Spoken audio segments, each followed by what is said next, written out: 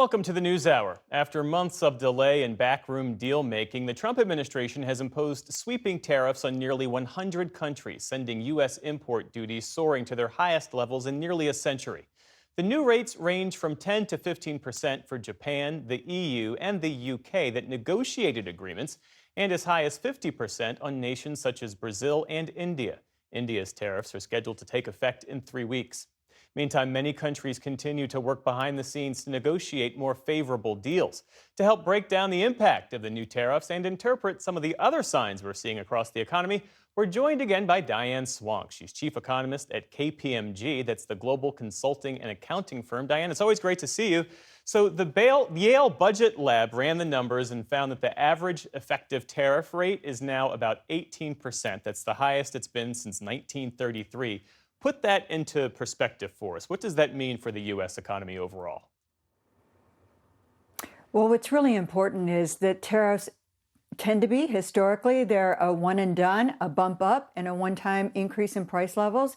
But this doubling of tariffs, basically doubling from what we saw in June, the effective tariff rate, that is not only going to add to another increase in prices, which we're only beginning to see the early signs of right now, but the tariffs are so large that they also squeeze profit margins, and that means cost cutting or layoffs. And so what we're worried about is a sort of stagflationary kind of nature of these tariffs because they're so large and they're just unable to be completely absorbed by either firms themselves or completely passed on to consumers 100%.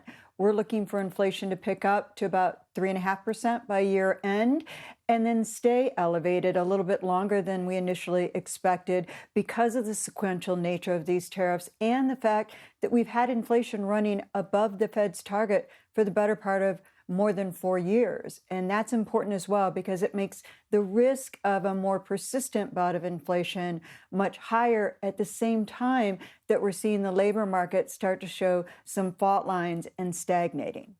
You wrote today that tariffs are now fueling inflation, causing lethargy in the labor market, and further sowing the seeds of uncertainty. You also said it's possible that we could be in a recession and not even know it. What suggests to you that we're inching our way toward a recession? Well, we still have a 40% chance of recession, and we aren't forecasting a full recession yet. But the key issue is that we're looking at not every recession is different. However, we've never seen the share of the long-term unemployed. Those are people unemployed more than 27 weeks, which also their length of unemployment went up in the month of July. The share of the total labor force, that is picked up. That usually happens after a recession is already underway. We saw in 2008, the U.S. economy actually entered the recession in January of 2008, even though the global financial crisis and the realization that we were in a very severe recession, the Great Recession, didn't occur until September of that year.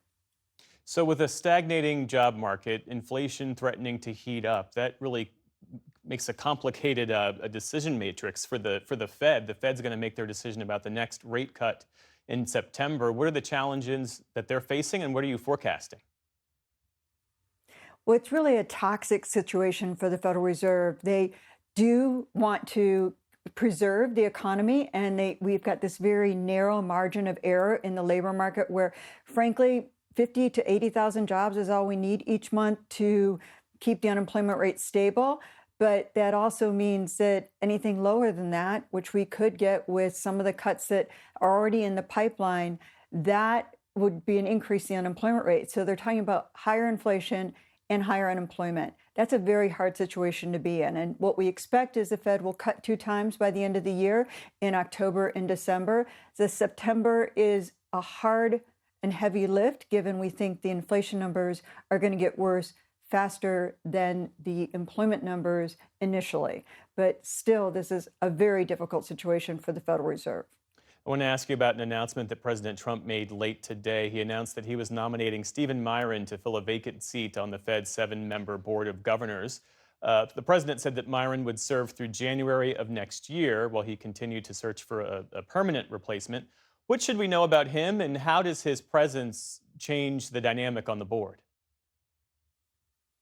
Well, I think it's really unusual that we're only having sort of a short-term appointment, which means it means less for perceptions of the Fed. And obviously, the president wants to figure out who he thinks will be best to replace Chairman Powell or who he favors to replace Chairman Powell. But this sort of placeholder kind of placement means that we're not going to be, the markets, financial markets, will not be watching as much how this person votes. I would expect him to dissent even as the Fed cuts, because the president has made clear that he does want more cuts than currently the Fed is even pondering. And I think that's important. Diane Swonk, chief economist at KPMG. Thanks again for joining us. We appreciate it. Thank you.